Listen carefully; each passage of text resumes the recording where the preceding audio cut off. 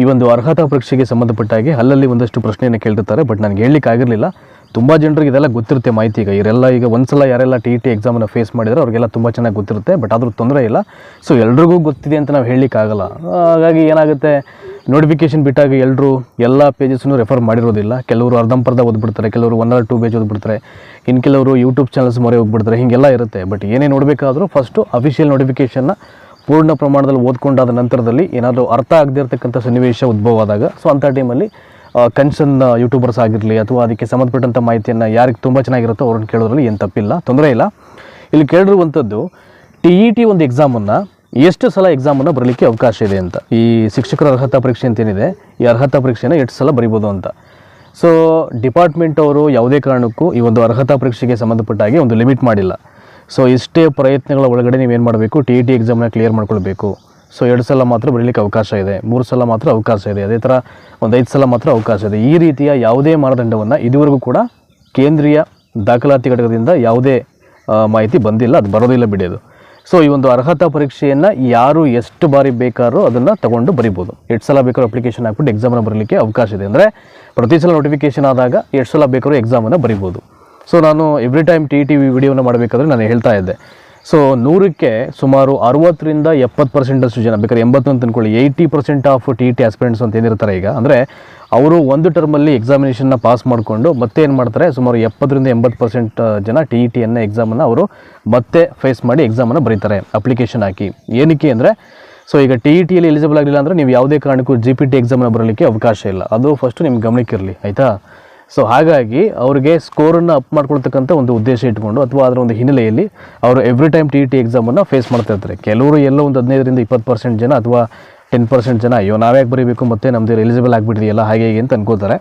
But ಆದರೆ ಈಗ ಕೆಲವರಂತೂ 120 ಬಂದರೂ ತುಂಬ ಜನ ಬರೀತಾರೆ. ಅದಕ್ಕಿಂತ ಒಂದು 10 ಮಾರ್ಕ್ಸ್ ಸ್ಕೋರ್ ಮಾಡಬೇಕಲ್ಲ, ಅದಕ್ಕಿಂತ ಒಂದು 20 ಮಾರ್ಕ್ಸ್ ಸ್ಕೋರ್ ಮಾಡಬೇಕಲ್ಲ ಜಾಸ್ತಿ ಅಂತ. ಅಂದರೆ ನೀವು ಗೇನ್ ಮಾಡ್ತಕ್ಕಂಥ, ನೀವು ಸ್ಕೋರ್ ಅಪ್ ಮಾಡ್ತಕ್ಕಂಥ ಒಂದೊಂದು ಮಾರ್ಕ್ಸ್ ಏನಿದೆ, ಅಥವಾ ಒಂದು 5 ಮಾರ್ಕ್ಸ್ ಜಾಸ್ತಿ ಆದರೆ ಕಳೆದ ಸಲ TETಗಿಂತ ಈ ಸಲ TETಯಲ್ಲಿ, ಅಥವಾ 10 ಮಾರ್ಕ್ಸ್ ಜಾಸ್ತಿ ಆದರೆ ಅದು ಖಂಡಿತವಾಗ್ಲೂ ನಿಮಗೆ ನೆಕ್ಸ್ಟ್ ಕಲ್ಫರ್ ಆಗ್ತಕ್ಕಂಥ ಒಂದು GPT ಪರೀಕ್ಷೆಯಲ್ಲಿ ಮೆರಿಟನ್ನು ಕನ್ಸಿಡರ್ ಮಾಡಬೇಕಾದ್ರೆ ಅಲ್ಲಿ ನಿಮಗೆ ತುಂಬ ಯೂಸ್ ಆಗುತ್ತೆ. ಹಾಗಾಗಿ ಒಂದು ಸಲ TET ಎಕ್ಸಾಮ್ ಬರೆದಿರ್ತಕ್ಕಂಥ ಅಭ್ಯರ್ಥಿಗಳು ಎಗೇನ್ TET ಎಕ್ಸಾಮನ್ನು ಬರೀತಾರೆ. ಸೊ ನಿಮ್ಮ ಪ್ರಶ್ನೆಗೆ ಉತ್ತರ ಸಿಗಿದೆ ಅಂತ ಅಂದ್ಕೊಂಡಿದ್ದೀನಿ ನಾನು.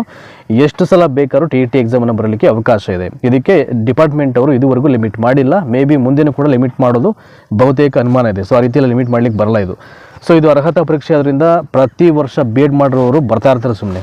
ಸೊ ಕಾಂಪಿಟೇಷನ್ ಜಾಸ್ತಿ ಆಗ್ತಾ ಇರುತ್ತೆ, ಅಪ್ಲಿಕೇಶನ್ ಆಗ್ತಕ್ಕಂಥ ಅಭ್ಯರ್ಥಿಗಳ ಪ್ರಮಾಣ ಕೂಡ ಜಾಸ್ತಿ ಆಗ್ತಾ ಇರುತ್ತೆ. ಆಮೇಲೆ ಕಾಂಪಿಟೇಷನ್ ಜಾಸ್ತಿ ಅನ್ನೋದಕ್ಕಿಂತ ಅವರು ಆಲ್ಮೋಸ್ಟ್ ಒಂದು 4-5 TET ಕಂಡಕ್ಟ್ ಆಗಿಬಿಟ್ಟಿದೆ ಸ್ಟೇಟಲ್ಲಿ. ಈಗ ಅವರು ಪ್ರಶ್ನೆಯನ್ನು ತೀರಾ ಡಿಫಿಕಲ್ಟಾಗಿ ಅವರು ಫ್ರೇಮ್ ಮಾಡ್ತಾರೆ ಅಂತ ಹೇಳಲಿಕ್ಕಾಗಲ್ಲ. ಅದಕ್ಕೆ ನಾನು ಹೇಳಿದ್ನಲ್ಲ, ಕ್ವಶನ್ ಪೇಪರನ್ನ ಪೂರ್ಣ ಪ್ರಮಾಣದಲ್ಲಿ ಐ ಥಿಂಕ್ ಕರೆಕ್ಟಾಗಿ ನೀವು ಬಿಡಿಸ್ಕೊಬಿಟ್ರೆ, ಸಾಲ್ವ್ ಮಾಡ್ಕೊಬಿಟ್ರೆ, ಎಕ್ಸ್ಪ್ಲೇನ್ ಮಾಡ್ತಕ್ಕಂಥ ಒಂದು ವೇನಲ್ಲಿ ವಿವರಣಾತ್ಮಕ ಮಾದರಿಯಲ್ಲಿ ಪ್ರತಿಯೊಂದು ಪೇಪರನ್ನು ನೀವು ಅರ್ಥ ಮಾಡ್ಕೊಂಡಿದ್ದೆ ಆದರೆ ಬಿಡಿಸ್ಕೊಂಡು ಅವ್ರ ಪ್ರಶ್ನೆಯನ್ನು ಎಲ್ಲೂ ಹೇಗೂ ಕೇಳಲಿಕ್ಕೆ ಸಾಧ್ಯ ಆಗಲ್ಲ.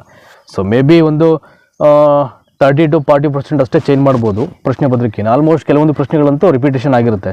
ಬೇಕಾದರೆ ನೀವು ಇದುವರೆಗೂ ಕಂಡಕ್ಟ್ ಆಗಿರ್ತಕ್ಕಂಥ TET ಎಕ್ಸಾಮನ್ನು ಪೇಪರ್ಸ್ ತಗೊಂಡು ನೀವು ಮ್ಯಾಚ್ ಮಾಡಿ, ಈಗ 2023ರ ಪ್ರಶ್ನೆ ಪತ್ರಿಕೆ ಈಗ ಅದೊಂದು ಎಕ್ಸಾಮ್ ಕಂಡಕ್ಟ್ ಆಗಿದ್ರೆ ಅದರ ಹಿಂದಿನ ಪತ್ರಿಕೆನ ತಗೊಂಡು, ಸೊ 2023ರ ಪತ್ರಿಕೆಗೆ ನೀವು ಮ್ಯಾಚ್ ಮಾಡಿ ನೋಡಿ ಯಾವ್ಯಾವ ಕ್ವಶನ್ ಬಂದಿದೆ ಅಲ್ಲಿ ಅಂತ. ಸೊ ನಿಮ್ಗೊಂದು ಐಡಿಯಾ ಸಿಕ್ಬಿಡುತ್ತೆ. ಹಾಗಾಗಿ ಸೊ ಪ್ರೀವಿಯಸ್ ಇಯರ್ ಕ್ವಶನ್ ಪೇಪರ್ನ ಯಾವುದೇ ಕಾರಣಕ್ಕೂ ಬಿಟ್ಕೊಡ್ಬಾರ್ದು. ಅಲ್ಲಿ ಇರ್ತಕ್ಕಂಥ ಪ್ರತಿಯೊಂದು ಇನ್ಫಾರ್ಮೇಷನನ್ನು ಎಲ್ಲನೂ ನೀಟಾಗಿ ವಿವರಣಾತ್ಮಕ ಮಾದರಿಯಲ್ಲಿ ಬಿಡಿಸ್ಕೊಂಡು ನೀವು ಪ್ರಿಪೇರ್ ಆಗಿಬಿಡಬೇಕು.